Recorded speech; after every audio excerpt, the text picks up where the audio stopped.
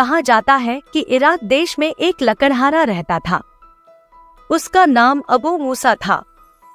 वह इस भरी दुनिया में अकेला था। उसके माता पिता उसी समय मर गए थे जब मूसा अभी बच्चा था। एक दिन मूसा जंगल में लकड़ियां काटने गया। सुबह से शाम तक वह लकड़ियां काटता रहा।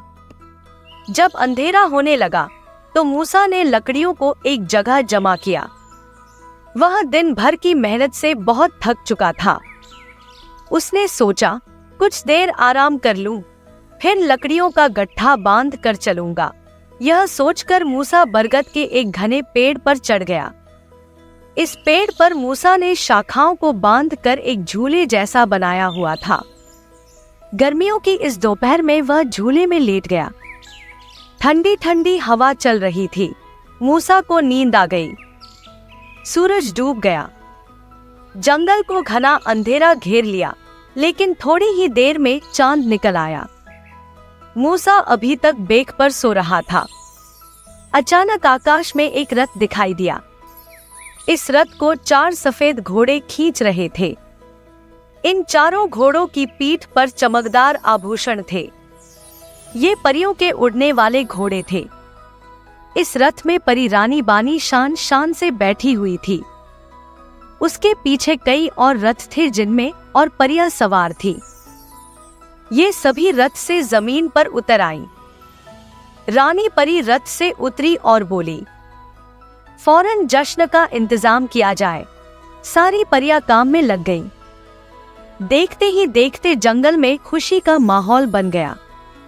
जादुई लालटेन जल उठे।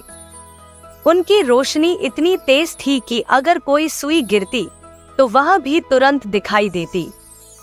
बरगद के पेड़ के नीचे रानी का सिंहासन रखा गया और परियां नाचने लगी। परियों की आवाज इतनी मधुर थी कि पक्षियों को भी आनंद आया। मूसा लकड़हारा, जो अभी तक सो रहा था, गाने बजाने की आवाजें सुनकर जाग गया। उसने जब खूबसूरत परियों को नाचते गाते देखा तो हैरानी से उसकी आंखें फैल गईं। पहले उसे लगा कि शायद वह सपना देख रहा है। अपने दांतों के बीच अंगुली दबाई, लेकिन सब कुछ वैसा ही रहा। यह कोई सपना नहीं था। मूसा सोचने लगा कि आखिर ये परियां इस जंगल में कहां से आईं? उसका मन हुआ कि यही सवाल परियों से पूछे, लेकिन उसने सुना था कि अगर परियां इंसान को देख ले तो उसे पकड़कर परियों की दुनिया ले जाती है। इसलिए वह चुपचाप बैठा और यह तमाशा देखता रहा। आधी रात तक परियों का यह जश्न जारी रहा। फिर परी रानी सिंहासन से उठी और दोनों हाथ उठाकर बोली, राजकुमार निकोलाई को हमारे सामने पेश किया जाए और नियम के अनुसार 15 कोड़े लगाए जाए। यह आदेश सुनते ही कुछ परियां एक रथ से राजकुमार निकोलाई को निकाल लाई और एक पेड़ से बांध दिया। रानी के इशारे पर एक परी ने कोड़ा उठाया। कोड़ा हवा में लहराया और राजकुमार निकोलाई की पीठ पर पड़ा। राजकुमार चीखा। दूसरा, तीसरा, चौथा, 5वां कोड़ा। हर कोड़े पर राजकुमार से दर्दनाक चीख निकलती। मूसा पेड़ पर बैठा यह दृश्य देख रहा था। वह दयालु इंसान था। राजकुमार पर अन्याय वह सह नहीं सका।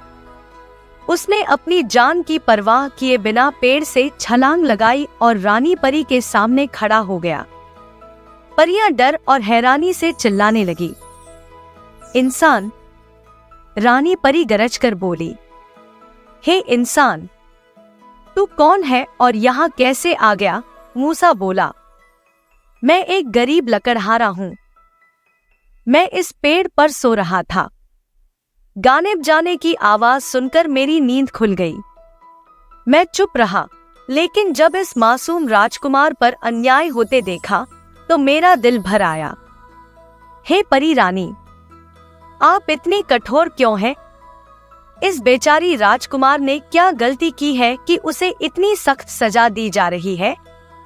रानी परी ने यह सुना तो उसकी आंखों में आंसू आ गए। उसने रुई जैसी हिचकिचाती आवाज में कहा, तुम मुझे कठोर कह रहे हो? यह कौन है? यह मेरा बेटा है और मैं उसकी माँ होते हुए भी उसे यह सजा देने के लिए मजबूर हूँ, क्योंकि कानून के अनुसार सब बराबर है। परियों की दुनिया में गलती चाहे राजकुमार से हो या किसी मजदूर से, सबको कानून के अनुसार सजा मिलती है। तुम्हारी दुनिया के कानून की तरह नहीं है, जहाँ ताकतवर और धनवान बच जाते हैं। आप सही कह रही हैं, रानी परी, मूसा लकड़हारे ने कहा। इस बेवकूफ ने हरे राक्षस की चालाक बातों में आकर शाही मोती उसके हवाले कर दिए। इतनी बड़ी गलती कि परियों की दुनिया खतरे में पड़ गई। हमारे देवताओं के अनुसार परियों का शासक वही बन सकता है जिसके पास शाही मोती हो। अब जैसे ही मैं मर जाऊंगी, हरा राक्षस परियों का शासक बन जाएगा। वह निर्दयी और खून खराबा करने वाला है।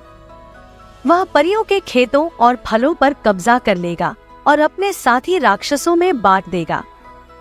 इस तरह परियां भूखी प्यासी मर जाएंगी और परियों की दुनिया खाली हो जाएगी। राक्षस उस पर कब्जा कर लेंगे।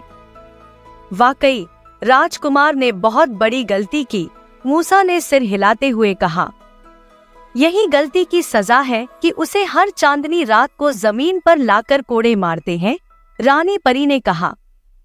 अच्छा, क्या आप सब मिलकर हरे राक्षस से शाही मोती नहीं छीन सकती? मूसा ने पूछा। नहीं, वह बहुत ही खतरनाक और ताकतवर है। उसके पास पहुंचना जान जोखिम में डालने जैसा है, रानी परी ने कहा। तो मुझे बताइए कि वहां कैसे पहुंचा जा सकता है? मूसा ने पूछा। यहाँ से सैकड़ों मील दूर उत्तर में एक खंडहर है। उस खंडहर में एक कुआं है जिसमें एक चुड़ैल रहती है। जो भी उसकी पकड़ में आए, वह उससे एक सवाल पूछती है। अगर सही जवाब दिया तो वह जान बचा देती है और आगे जाने का रास्ता बताती है।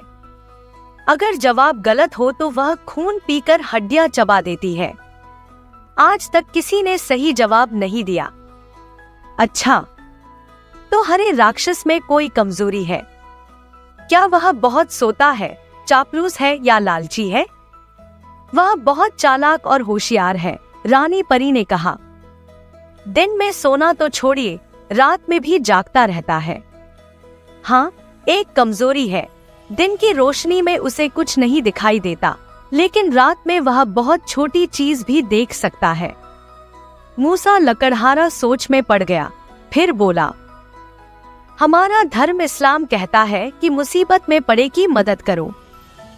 किसी की मदद करना भी इबादत है। मैं इस मासूम राजकुमार को कोड़ों की पीड़ा से बचाने के लिए हरे राक्षस से शाही मोती वापस लाने की कोशिश करूंगा। तुम रानी परी हैरानी से बोली।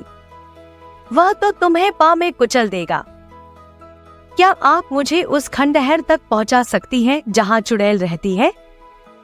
हाँ, मेरा रथ तुम्हें वहां पहुंचाएगा। तुम यहीं रुक जाओ, मैं अपने गांव से कुछ जरूरी चीजें ले आता हूँ। मूसा लकड़हारा अपने घर गया। उसने चमड़े की एक थैली में रोटी भरी, एक रस्सी ली और एक भोंपू भी लिया। ये तीनों चीजें लेकर वह जंगल में आ गया और उड़ने वाले घोड़े के रथ पर सवार हो गया। घोड़े उड़ने लगे। उनकी गति बहुत तेज थी। 2 घंटे लगातार उड़ने के बाद घोड़े धीरे धीरे जमीन पर उतर आए। मूसा छलांग लगाकर नीचे उतर आया। उसके सामने टूटे फूटे खंडहर दूर तक फैले हुए थे। चांद की पीली रोशनी में ये खंडहर दूर से ऐसे दिख रहे थे जैसे कोई जादुई राक्षस बैठे हों। नाम लेकर खंडहर में कदम रखा। खंडहर में जगह जगह कब्रें बनी हुई थी। टूटी फूटी कब्रों के पास हर जगह एक एक मूर्ति खड़ी थी। जैसे ही मूसा पहली कब्र के पास से गुजरा, उसकी नजर मूर्तियों पर पड़ी। मूर्तियों ने अचानक अपनी आंखें झपकाईं। मूसा डर के मारे लड़खड़ा गया। उसने गौर से मूर्ति को देखा। मूर्ति उसी हालत में थी। मूसा ने सोचा शायद उसे भ्रम हो रहा है। उसने मूर्ति को हाथ लगाया और अचानक उसकी गर्दन से चीख निकली। ऐसा लगा जैसे उसने किसी जीवित इंसान को छू लिया हो। मूर्ति में जीवन की गर्मी थी। मूसा के शरीर में डर की लहर दौड़ गई। उसका दिल तेजी से धड़कने लगा। तभी मूर्तियों में से एक ने फिर आंखें झपकाई और पत्थर ने कहा, हे बदकिस्मत इंसान, क्यों अपनी जान का खतरा ले रहा है? यहाँ से चले जाओ, यह जादू का खेल है, इसमें शामिल हो तो मर जाओगे। मूसा ने डरते हुए कहा, मैं यहाँ वापस नहीं जा रहा, मुझे खंडहर की चुड़ैल से मिलना है। पत्थर ने चेतावनी दी, अच्छा जा, वहां तुम्हें मौत मिलेगी। और फिर मूर्ति शांत हो गई। मूसा आगे बढ़ा। अचानक खंडहर में डरावनी आवाज गूंजी। मूसा रुक गया और इधर उधर देखने लगा। फिर छन छन की आवाज के साथ कुएं से एक भयानक चुड़ैल बाहर आई। भुतहा चुड़ैल पेड़ों से भी बड़ी थी। लंबा चेहरा, नाक की जगह गड्ढा, अंगारों जैसी आंखें, बाहर निकली लाल जीभ और कांटों जैसे बाल। मूसा डर के मारे कांप गया, लेकिन हिम्मत करके बोला, हे चुड़ैल, मैं तुम्हारे सवाल का जवाब देने आया हूं। चुड़ैल ने कहा, तुम जैसे कई आए, लेकिन कोई वापस नहीं गया। देखो वहां। चुड़ैल ने दोनों हाथ हवा में उठाए। खंडहर की दीवार पर एक दृश्य चमक उठा। मूसा ने देखा कि एक खेत चारों ओर से बाढ़ से घिरा है। अचानक बाढ़ ने खेत को निगल लिया और खेत पूरी तरह खत्म हो गया। चुड़ैल ने पूछा, बताओ, इसका क्या मतलब है? मूसा ने तुरंत जवाब दिया, यह आसान है। यह खेत और बाढ़ एक ऐसे व्यक्ति का रूप है जो बेईमान है। किसी ने उसे पैसा सौंपा था, लेकिन उसने धोखा दिया और पैसा खा लिया, जैसे बाढ़ ने खेत को निगल लिया। चुड़ैल मुस्कुराई और बोली, तुम सही जवाब दिए। अब बताओ क्या चाहते हो? मूसा बोला, मैं हरे राक्षस के किले में जाना चाहता हूँ, लेकिन सुबह की रोशनी में। चुड़ैल ने कहा, ठीक है, तुम्हारा काम हो जाएगा। चुड़ैल ने एक कब्र पर जोर से फूंक मारी। कब्र फट गई और उसके अंदर का कंकाल उठ खड़ा हुआ। कंकाल का पूरा शरीर हड्डियों का था, लेकिन आंखें जीवित इंसानों जैसी थी। उसने सिर झुकाया और बोला, हे खंडहर की रानी, आपका सेवक हाजिर है, आदेश दो। चुड़ैल ने कहा, ओ मेरे सेवक कंकाल, इस इंसान को हरे राक्षस के किले तक पहुंचाओ और वापस लाओ। कंकाल ने मूसा का हाथ थामा। उसका हाथ ठंडा था जैसे बर्फ। कंकाल मूसा को लेकर जमीन के नीचे गया। मूसा ने आंखें बंद कर ली। कुछ समय बाद वे दोनों जमीन की सतह पर लौट आए। मूसा ने देखा कि सामने हरे राक्षस का भव्य किला था।